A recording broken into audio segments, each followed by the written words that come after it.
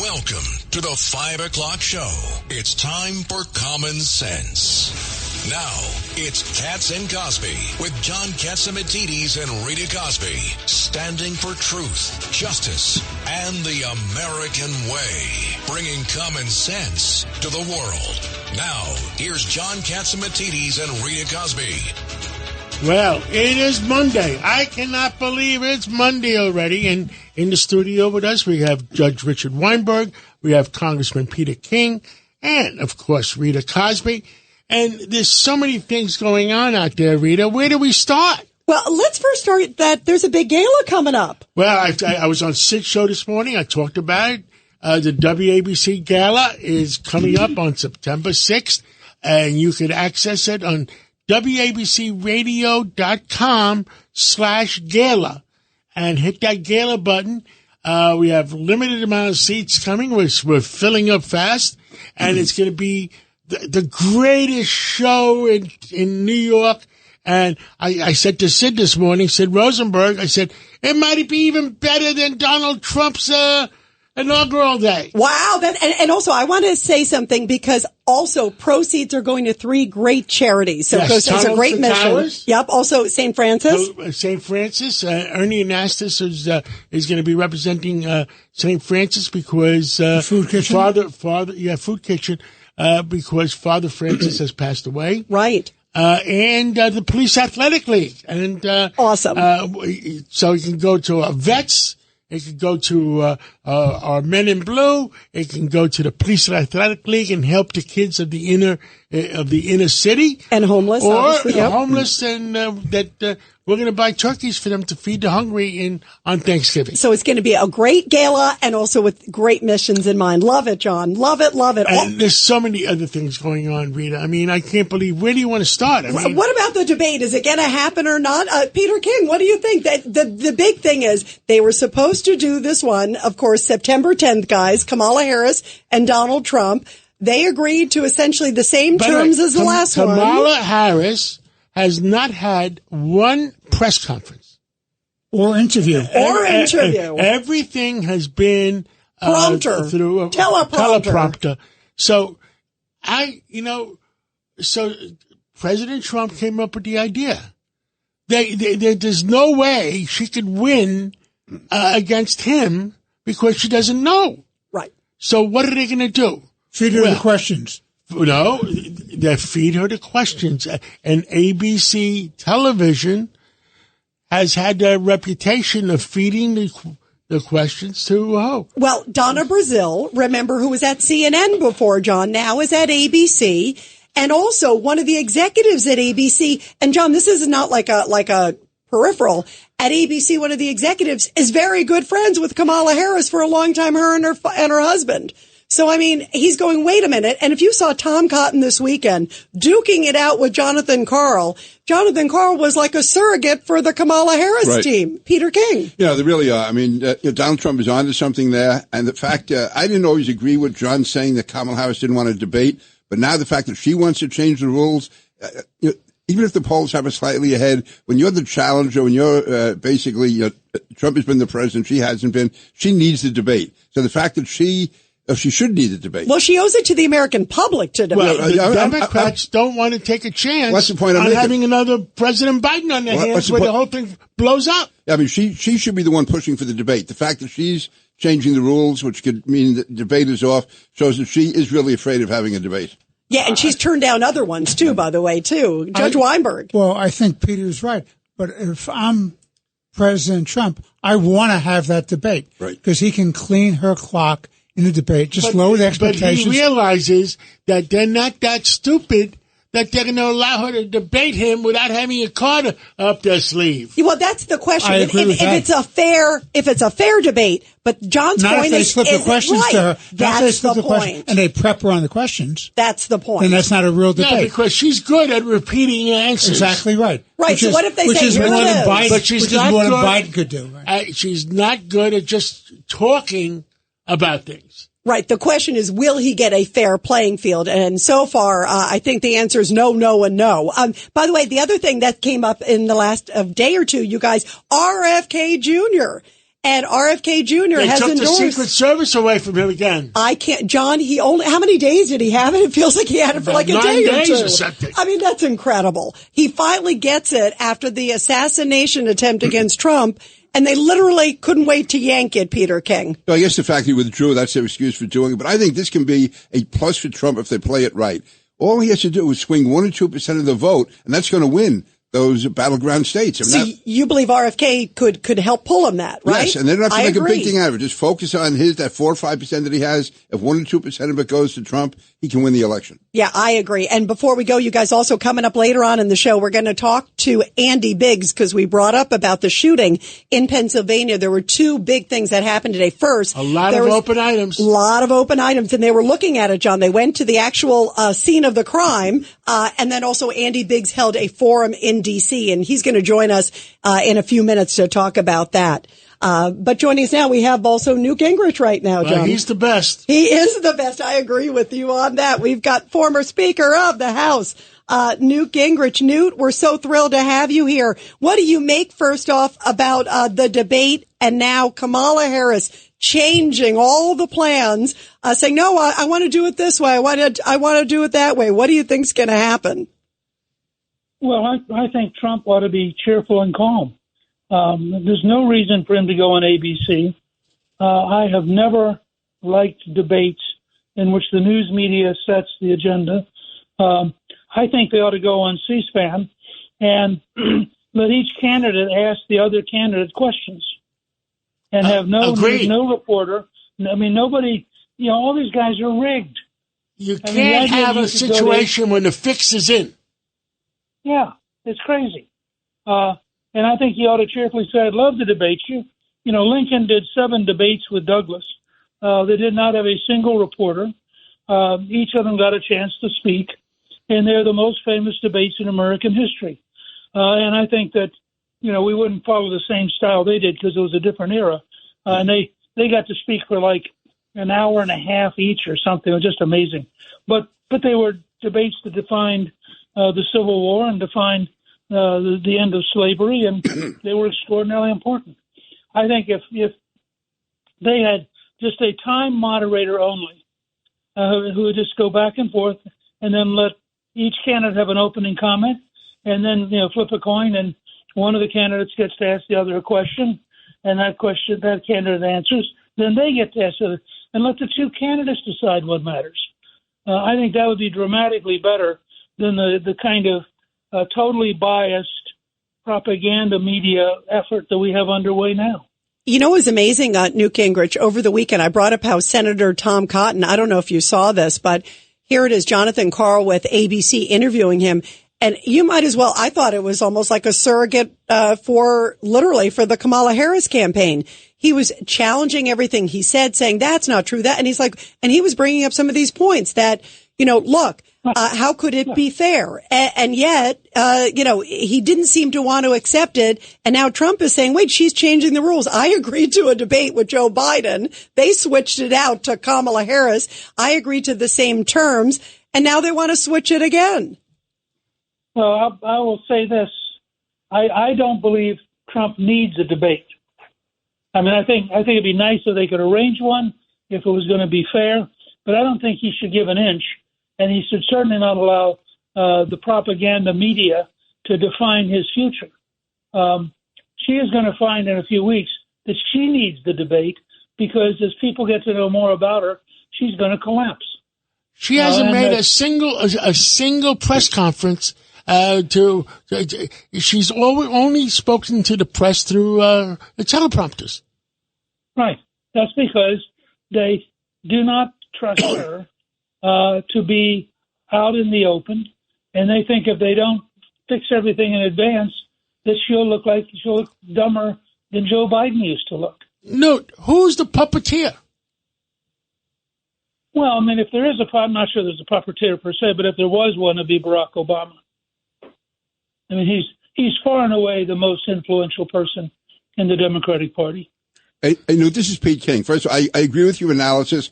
My only concern is, could the media, again, gang up on Trump as they have already, but say he's ducking the debate and make him out to be the villain here? How would you counter that if you were running Trump's campaign? I'd say let's meet on C-SPAN Tuesday. I'm eager to debate. Yeah. Equal, one-on-one. One-on-one. You and me. No ABC television where they have the same people there that fed the questions out to Donna Brazile. Donna Brazile. Yeah, and the executive, one of the top executives at ABC Network, is good friends with Kamala Harris. I mean, that to me already should exclude them. I mean, Trump could also say, look, you don't like C-SPAN, fine. Let's get an auditorium, and we'll have you and me and a timekeeper, and I'll be glad I'll debate you every day from now to the election. Absolutely. He's not running any place. He just wants a fair and square debate, and he deserves it. And absolutely, and the American public deserves it. I do not believe. I watched him this morning at Arlington National Cemetery do what either Biden or Harris should have done, and that is honor those who died defending America in Afghanistan. And I watched him and was reminded how presidential he's capable of being. And I don't think if you said the average person, do you think that Donald Trump is afraid? They would laugh at you. Given everything Trump's been through, he's proven how tough he is. He's proven how committed he is. And I think he ought to say cheerfully, look, I'd love to do it. We could emulate Lincoln and Douglas. I think C-SPAN's a great idea, Newt. But I ain't doing it with your friends hiding you and your friends setting it up so I'm going to be double and triple teamed. It ain't going to happen. Yeah, Judge Weinberg. The country would rally to him. Mr. Speaker, it's good to talk to you again, sir. So let me ask you a question. How do we expose the real Kamala Harris as an empty pantsuit and get the record out, her phony record, and how she's trying to walk away? How do you do that when you have the biased media closing down everything and not letting the record come out? Well, I think, if the election was next Tuesday, I'd be worried. But the election, even in the early voting states, is weeks and weeks away. The American people talk to themselves all the time. And I said before the Biden-Trump debate, I wasn't worried because 2 days after the debate, people would go out and buy groceries and remember how mad they were about the Biden administration. I feel the same thing right now. I just had a friend call me from Detroit who was in a drugstore. Two African-American women clerks. They got to talking politics. And both of them said to him, we're not voting for that crazy person. And he assumed that they were talking about Trump. No, they were talking about Kamala. They just said, we can't afford her. We can't afford groceries. We can't afford gasoline. We can't afford to buy a house. Why would we put her in office? I mean, me and you spoke on Sunday, on the Sunday show. And we came to pretty good conclusions that this Democratic National Committee gig in Chicago was one big con game to the United States public. Yeah, that's all it was. And the challenge, Lincoln once said, you can fool all the people some of the time, some of the people all the time, but you can't fool all of the people all the time. And he was basically saying he had enormous trust in public sentiment because people over time are smart. Joseph Napolitan, who was a Democratic consultant, wrote a book called The Election Game, How to Win It. And the quote at the beginning of the book is, never underestimate the intelligence of the American people, nor overestimate how much information they have. Information is going to keep getting out there. I'm just writing a piece for Gingrich 360. It'll be my newsletter tomorrow or Wednesday about the space station. I mean, you have two astronauts up there. It's a joke. Guess who was the chair of the National Space Council? Oh, it turned out to be the vice president. Right. The border czar. She can't stop illegals from coming across the border, and she can't get her own astronauts back from space. Now, how many more examples of her incompetence do we need? It's horrible. I mean, I can't believe we're going to call. Well, I think they're going to call the Chinese for help. I saw that movie one time. It's not a good movie. Well, we're actually going to call on SpaceX which does the job less expensively and is more reliable. Newt Gingrich, thank you, and keep fighting for America. We're there next to you, and God bless you, and God bless America. Thank you, Newt. Thank you, Newt. Now I understand Gordon Chang is calling in, and we got problems. And I was on Maria Bartiromo's show on Friday, and she played it over the weekend, too, who's in charge of the White House? Nobody. Right now, it looks like China wants to take over the Philippines, that Iran is running havoc in the Suez Canal and the Red Sea through their surrogate Hezbollah, and it's crazy. Gordon Chang, give us an update. What the heck is going on in the Philippines and in China?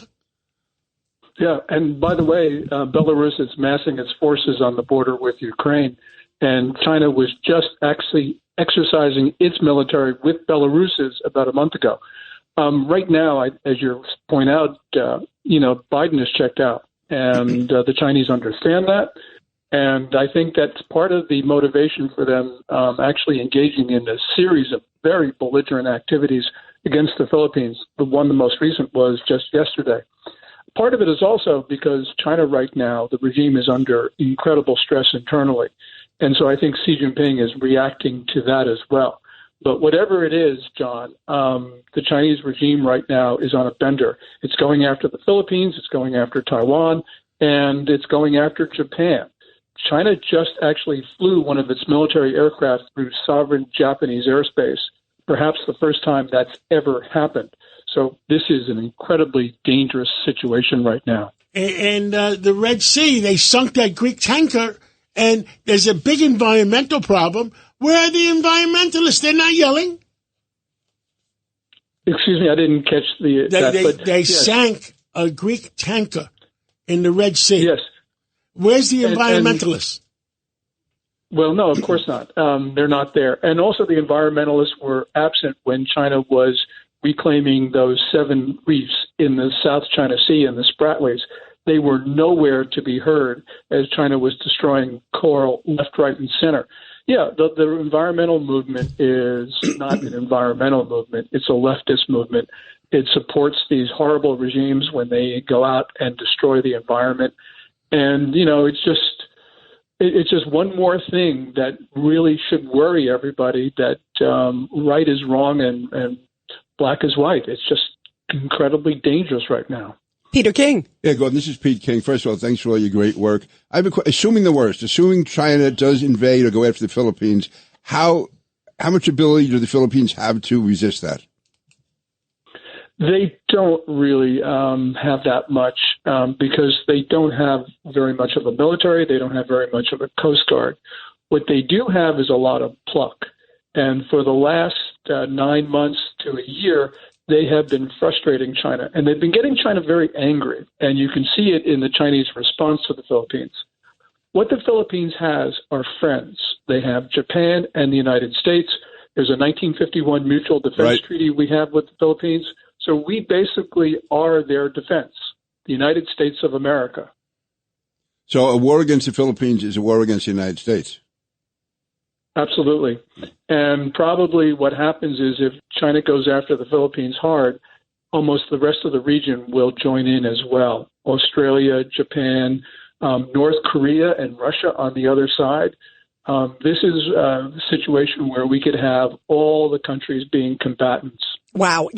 Gordon, how also much is this that all these adversaries, you just talked about also like all the movements with China, Belarus, Iran, all of these bad actors, if you will, because they're seeing a short timetable if President Trump comes into office, and seeing president right now, President Biden, who's MIA. Yes. And I think that that's part of their calculation, that they think the United States won't come to the aid of the Philippines. Remember, the Philippines has the strongest military in the world backing it up, but Xi Jinping doesn't really care. He's still picking on Manila. And that leads me to believe that he thinks that the United States won't come to the aid of the Philippines.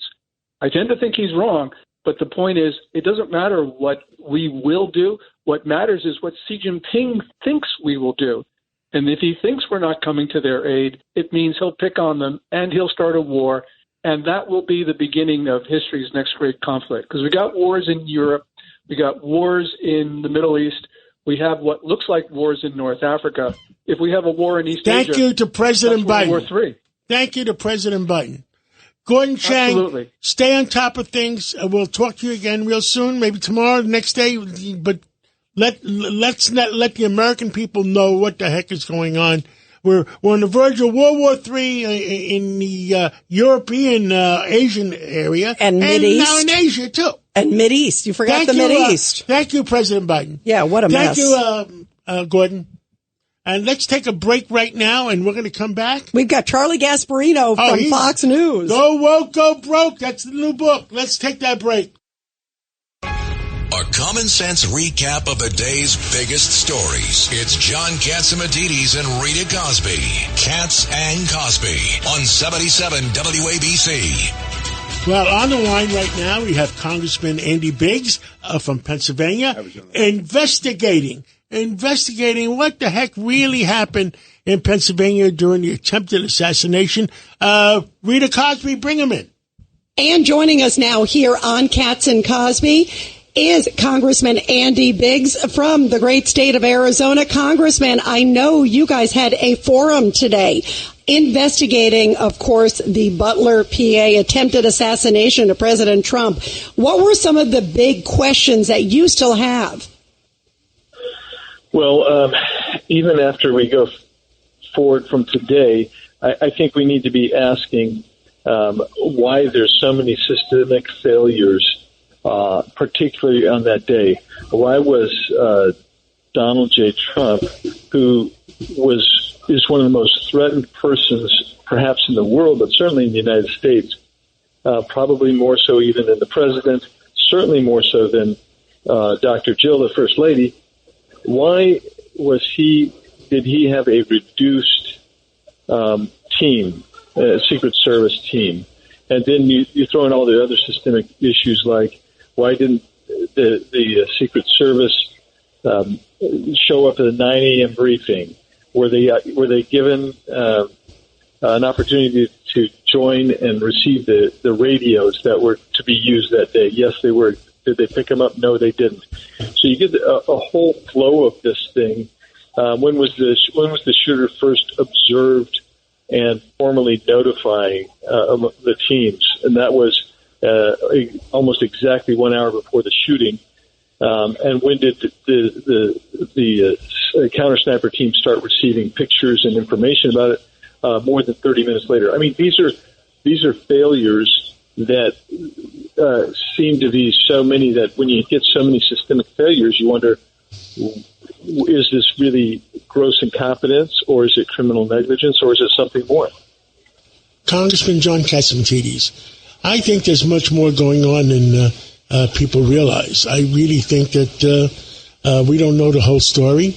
I still don't know why the body was cremated, because this involves the former president of the United States. It doesn't apply to a minor league situation. And it just, something is wrong somewhere. Well, John, you're right about that. I mean, and let's not forget that you have a gentleman who was murdered right in front of his whole family, 2 others seriously injured. But you have the former president of the United States, the front runner of the Republicans, the nominee, all of that wrapped in one. And here's what happened. You got Cheadle, the former director Cheadle of the Secret Service, saying we couldn't put snipers on that roof.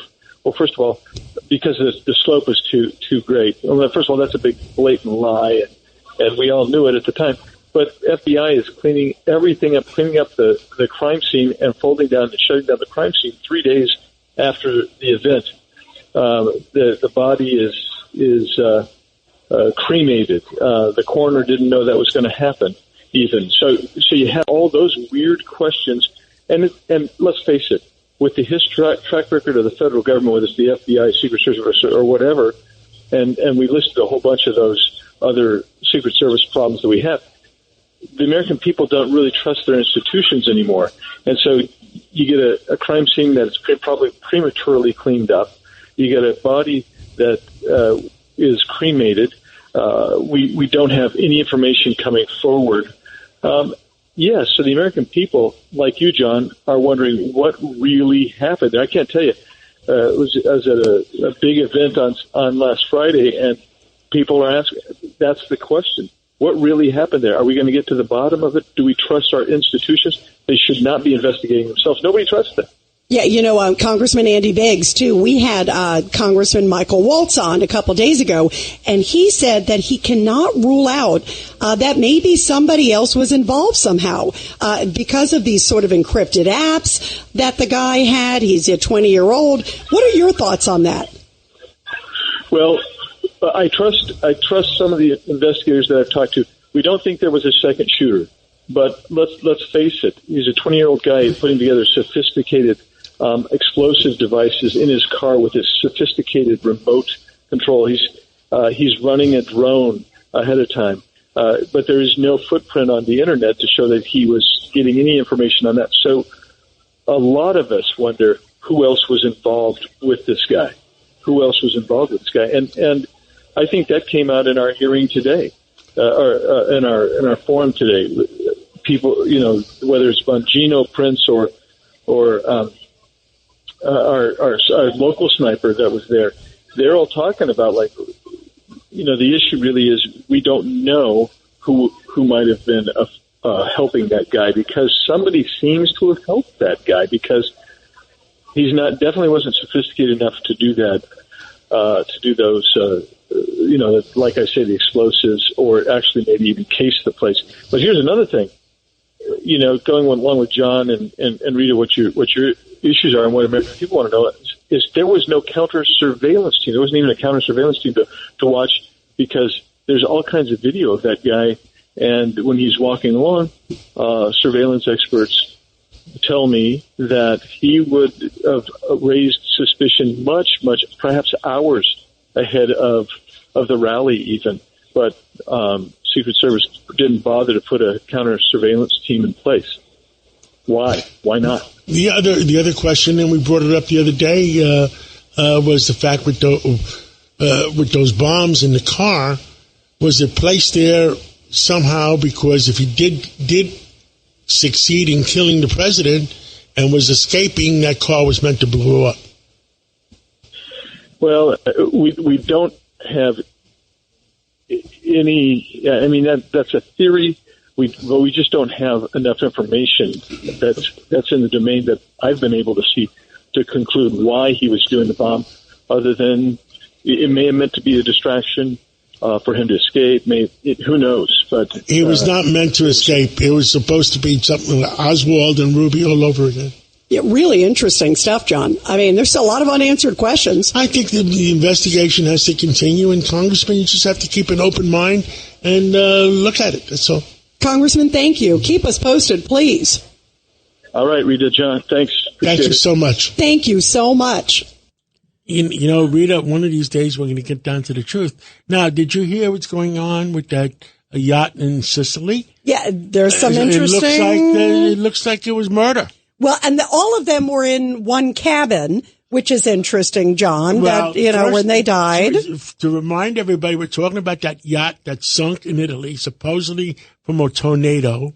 And 3 days before, the partner of Lynch, who was the big banker that was on that yacht, was run over while he was jogging and killed. And 3 days later, the yacht, all 5 of his family members were found in the main cabin, locked in or in the main cabin, drowned, dead. And somehow the cabin tilted over, and the manufacturer of the yacht says he'll bet $1 zillion those yachts don't do that. They don't turn over like that. And John, too, the lawyer also who died in the yacht disaster wrote a really weird note, like on LinkedIn weeks before. There's just a lot of bizarre things that happened. Well, another investigation. We got to get down to the bottom of it someday. And somebody's going to get down to the bottom of it. Yeah, somebody. And by the way, on this PA shooting, Pete, it is interesting that you have people like Mike Waltz and others who are saying, that why are all their these foreign connections that somehow they still haven't been able to get into the apps? I don't see how the Secret Service can be involved in this. I think it's sacrilegious to say that unless you have. Well, and that's not what Walt's is saying. That's Walt's. I'm talking about others. We just want an investigation. I don't think we should be putting that out there unless we have something to back it up. You're talking about they didn't even know he was coming there late days before. You were saying they would have found this guy. They would have told all the Secret Service agents. No. That's not what I don't. By the way, that's not what I don't think Waltz is saying, Pete. He's not. Right, and I don't think Biggs is saying that. I think what they're saying. But other people are saying that, including Curtis and others in the station who say that. I think it's dangerous to do that. No, that's not what we're saying. That's not what we're saying. What we're saying is it needs further investigation. I agree. Because it smells. I think the real issue is the lack of personnel. Joe Biden was what does it have to do with this is the person that tried to assassinate the president of the United States? They cremate the body. Let's wait and see. Let's wait and see. That's being investigated. But do you think if you were in charge, would you cremate the body? I would investigate it fully and see what was done. Was there an autopsy done? Yeah, but you would not cremate the body. John, you don't know. First of all, the guy who's running the investigation, Mike Kelly, who's from Butler, Pennsylvania. He's one of the most respected members of Congress. I've known him for years. He's going to do the investigation. I'm going to wait and see what's out there. I'm going to call him tomorrow. Let's have him on. Yeah, by the way, we're working on that. We're actually, Mike would be great to have on. Their point, Pete, is that it was not there are so many questions. How did this 20-year-old guy, and to John's point, why would you cremate the body? What if you get new information? There's no upside to cremating the body. You don't know that. Let's wait and see. I know we had a Secret Service agent the other day who said it shouldn't have been cremated. Okay, it could be, but let's get the full investigation. No, I think we should finish this up. I don't think you just throw it out there. Let's investigate it. Let's wait and see. Absolutely. The worst thing to do, absolutely. And Mike Walsh could be on something, but to say that somehow they knew this 20-year-old guy on 8 days' notice and could coordinate this whole assassination. And I hear what you're saying. That's not what Mike Walton, that's not what Biggs are saying. And what they're saying is that it looks like there's so much planning but I think we should say by this guy. Well, we should say there's no evidence the Secret Service involved. We should investigate. Okay. Yeah, and listen, we all love the Secret Service. And the FBI also. By the way, I agree with you on that, Pete. That you and I agree on. You got some hot news, Rita? Yes, we do. It's the top news of the day, sponsored by Goya. Here's Rita Cosby. And the 2024 presidential race is shifting into high gear this week. Both candidates are set to hit the campaign trail with Vice President Kamala Harris and her running mate Tim Walz kicking off a bus tour in the battleground state of Georgia on Wednesday.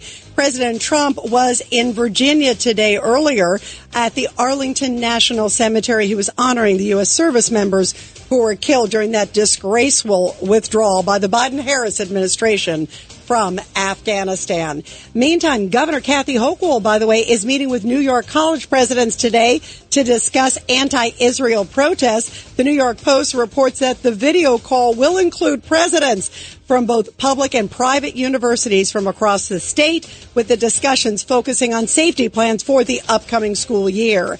And actor Billy Baldwin, this is sad, is ending his longtime friendship with Robert F. Kennedy Jr. over Kennedy's support for Donald Trump.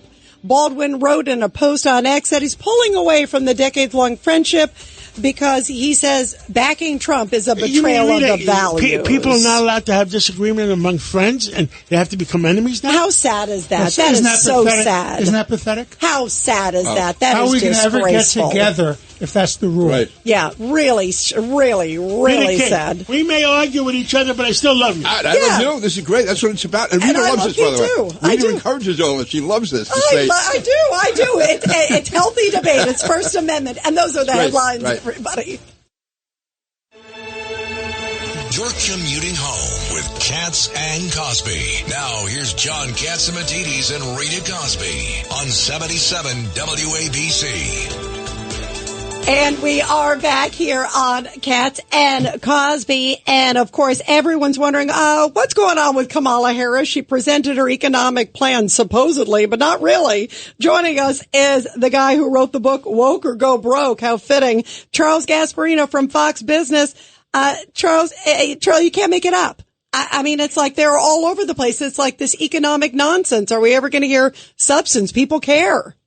Well, allegedly we are going to get something. I mean, if you read my column in the Post, you know, I spent a lot of time speaking with one of her outside advisors, who, by the way, I don't want to say his name. You know, he's me and this guy, we have a long relationship. He's a household name. He's a billionaire household name. You could probably figure it out. But he's a Trump hater and a Kamala supporter.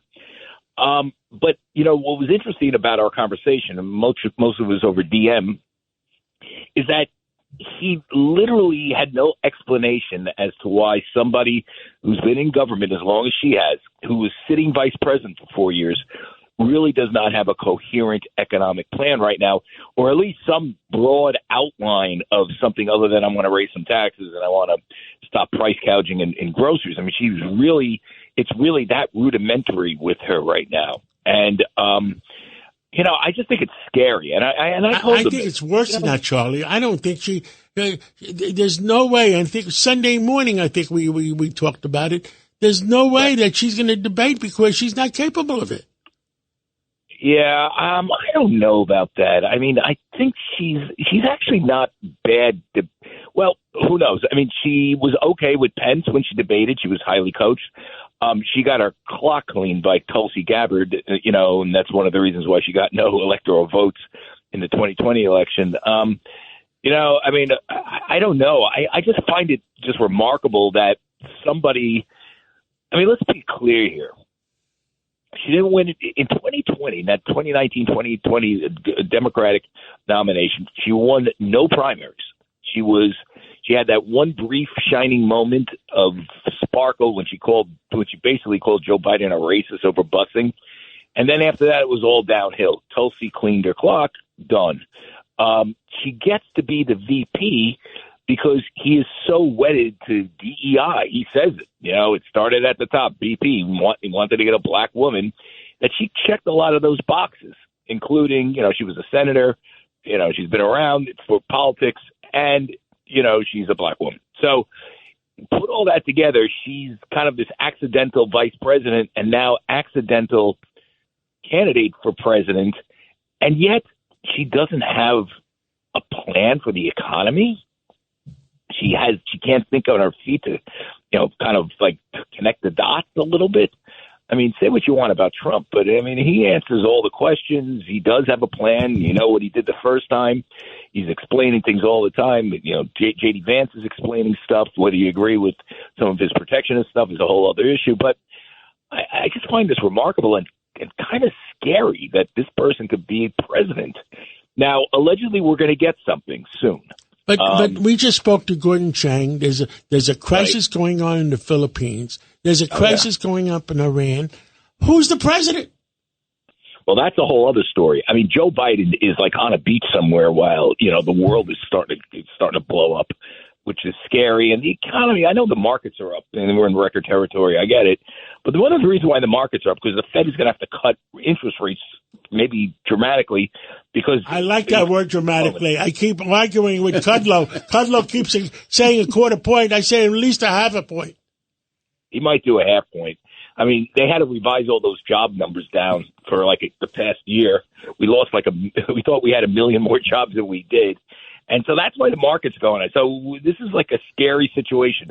The person taking the president is AWOL. The person taking his job doesn't or wants to take his job and should be like kind of running the country right now. Doesn't have a clue about an economic plan. And the media is celebrating this weird vibe election. I will say this, John. I say it again. I said it before. Go woke, go broke. Well, here's the thing, John. She said how woke she is, how it's great to be woke. And I talk about this in the book. And what you know from reading my book is that every company that went woke went broke. Now, how is that going to sell? When is General Motors going to finally announce how many cars they're not selling? You mean, and how much money they're really losing on electric cars? I mean, Mary Bauer has kept that go woke, go broke, send her a copy of the book. Listen, I've sent everybody. I sent Gavin Newsom. I got a signed copy for him. You think he'll? John Gasparino, we got to go to our next guest. We love you. Thank you, Stay Charlie. on top of things. Rita, go to Joe Concha. All right, let's go to Joe Concha with Fox News, the great media and political columnist, also best-selling author. Joe, do you think, by the way, she's going to debate? We've just been talking about sort of the empty pantsuit. She'll debate. Yeah, I don't see how you back out at this point because, you know, may look like a coward. Oh, that's right. She already is a coward, or at least her handlers are cowards, because it's been now 36 days since Joe Biden dropped out. She became the nominee in essence. And the fact that they wouldn't even put her, Rita, Katz, in front of The View, in front of Joy Behar, in front of Rachel Maddow, in front of Gayle King, in front of Abby Phillip, all these pretend journalists, that they won't even put her out there to talk to those people where, you know, put the massage oil aside for a second. Those would be the easiest interviews. It wouldn't be softball. It would be T-ball if you put a beach ball on the tee. And yet they have so little confidence in her ability to speak extemporaneously in any way, shape, or form that they won't put her out there even for those interviews. What does that tell you? It tells you she has no coherent message. She can't explain why she wants to. And Katz, I mean, you know about this more than anybody else. The profit margins for supermarkets are what, 1-2% as far as, you know, what they make in terms of profit margin. She says she wants to do price fixing on food costs. Let's hear her try to explain remotely what that would sound like or how she would do that. She can't explain it because she doesn't understand even what's being proposed. Well, she's calling it price gouging. Remember, gauging. Remember, she changed the word. Of course. Joe, here's Judge Weinberg. Joe, let me ask you this question. Isn't this just a continuation of the no substance Democrat convention where there's no policy? You have no idea what you're voting for. Isn't it a fact that she's a cipher and so they project whatever you want and your values onto her because she's not making any enemies? And every time she says something stupid like price gouging or, you know, gauging or national rent controls or, you know, she's walking away from her record. And they're hiding her again, which is just a continuation of the convention. What are your thoughts? $25,000 for every new homeowner will be given to you by the government because apparently no one was alive in 2008 when that crashed the economy, when you did just that thing. Yeah, John, that's the whole thing. They want to make her the Ron Burgundy of candidates, where she's only in teleprompter. What you give her in teleprompter, she will read. But otherwise, I'll put it this way. On night one of the convention, Donald Trump's name was said 160 times by speakers, okay? Nights 2 and 3, 154 times. Night 4, Kamala Harris's address alone, 15 times she tries to hit Trump. The one word she did not say throughout her entire speech, nearly 40 minutes, inflation. Not once does she bring this up. So I think, they could get away with no policy and joy and memes and all that stuff. Donald Trump on that debate stage on the 10th, and Rita, to answer your question, I think that will happen. I don't see how they could possibly back out at this point, either one. He needs to hit her on everything, on fracking. You were 100% for it. You were 100% for fossil fuels. You were 100% for... That's great, Joe, but I don't think they're going to allow him to talk. Right. If it's a fair fight is your point. It's not going to be. No, well, you know, we thought that about CNN, and that actually ended up being kind of fair. I think there'll be so much pressure because so many people will be watching that they at least have to try to look objective, that maybe we get the same result.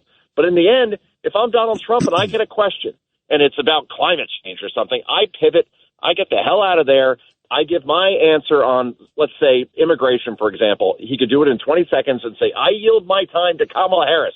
I want to hear why border walls don't work. I want to hear why sanctuary cities are good things. I want to hear why Remain in Mexico is not a good policy. Kamala, the floor is yours, and I want to hear her from there without a teleprompter explain her positions because she's the weather vane candidate. She has no idea what they are. She's just told what to say. It's going to go badly if Donald Trump handles it that way, guys. Peter King. Yeah, Joe, this is Pete King. First of all, great job as always. How you been? Good, man. Let me ask you, if she's an empty vessel, who is giving the information? Who's going to put the words on the teleprompter for her to read? Who would be preparing the executive orders for her to sign as president? Oh, boy. I don't know. Mark Cuban? I mean, what are you talking about here? It could be anybody, Pete. It doesn't really matter at this point. The point is that it's somebody who is not elected. doesn't have to answer to anybody. I guess that's what I mean. It is scary. Kamala Yeah. Harris. Yep. Yeah, exactly. So this is Soviet stuff. I'm sorry. I mean, we will not take questions. We will not give our policy positions. Just vote for us, and you will be happy. I mean, I would hope there's not enough dumb people out there that actually buy this. But I think she's peaked, Pete. I really do. I think she hit her high mark, which is around 47% nationally, and in those swing states. In the end, I can't see a steel worker voting for Kamala Harris. I can't see an auto worker in Michigan voting for Kamala Harris. I can't see anybody in Arizona voting for Kamala Harris, given that she was the border czar and literally said that we should abolish ICE and that illegal border crossing should be legal. I can't see it in the end. I think she loses the states that matter. I think Donald Trump's your 47th president. Sounds good. All right. Thank you, Joe Concha, very much. We appreciate it, Joe. And let's Thank you, John. Thank you, Joe. Let's take a break right now. Who are we coming back with, Rita? We have Andy McCarthy and some big news on the Trump legal front. It's a common sense recap of the big stories. It's Katz and Cosby on 77 WABC. And we are back here on Katz and Cosby. Just a little bit ago, Jack Smith, the special counsel, asking to appeal the court, going to the appeals court to reverse the judge's dismissal of the Trump classified document case. He wants to bring that Florida case back in against Trump because the election's right around the Judge, corner. how many times has he been overturned? Andy, hasn't he been overturned like 90% of cases? Yeah, let's go to Andy McCarthy, of course, former assistant U.S. attorney. Andy. Well, let's put it this way. He lost, was it 9-0? I think he lost 9-0. He always loses 9-0, doesn't he? Yeah, well, I don't know how many times he's been up to the Supreme Court, but that was the most important case of his life, of course, the McDonald case, and he went down in flames. But, I think, quickly, I know we're running out of time, but this is really posturing because they could get the Florida case up and running in 5 minutes. All they would need to do is transfer Smith and his staff under the supervision of the Biden-appointed U.S. attorney in South Florida. And then the appointments clause issue goes away, which is how how that case That's exactly right, Andy. Was Absolutely reversed. So, Garland is just being very stubborn here, as is Smith. But I think Judge Cannon is right on this. And in any event, the appeal means the case won't be decided for months, which means by the time it would come up, if this continues to get pursued, we're going to have a new president one way or the other. Andy, let me ask you this question. The Hunter Biden tax trial is coming up. What are your thoughts on that? I'm stunned that it hasn't been resolved by a plea yet, and I still think that'll happen. I know that Biden is no longer the candidate, but it seems to me it would be humiliating for the White House and derivatively for the Harris-Walz ticket to have 4 or 5 weeks of airtime for the Biden family influence peddling scheme in the run-up to the election. I think that would be exactly the opposite of what they want. So I imagine there's a great deal of pressure right now on Hunter Biden to, do the right thing for the team and plead guilty, since he's going to be pardoned anyway. As soon as the election's over, they're going to pardon him. So the last thing I think they want is that debacle. Explain why, Andy, because obviously with all the statute and all the things that lapsed, explain why it would be kind of embarrassing, very embarrassing. Well, there's no way of getting around, Rita, the fact that Hunter is on trial for not paying his fair share of the taxes that he made by monetizing his father's political influence. And the prosecutors have been very clear that they want to make a big issue not only of that, but of the fact that, he acted as basically a foreign agent of a number of corrupt and anti-American agents, or agents of regimes that are corrupt and anti-American. That's going to be very bad for Biden, for his legacy, and it can't help the Democrats in their presidential ticket. I would think that when they're trying to make the case against Trump, and their whole campaign is about making Trump the issue as if he were the incumbent in the race, which is crazy.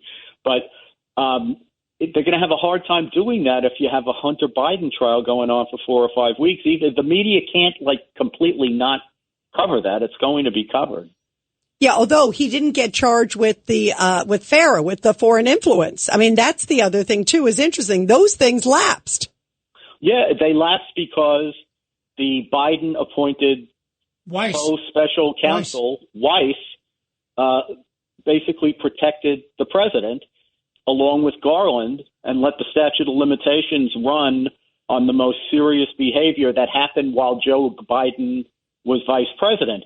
But the fact that those counts aren't there, Rita, doesn't mean the evidence is inadmissible at the trial. It just means there won't be any FARA counts as there should be.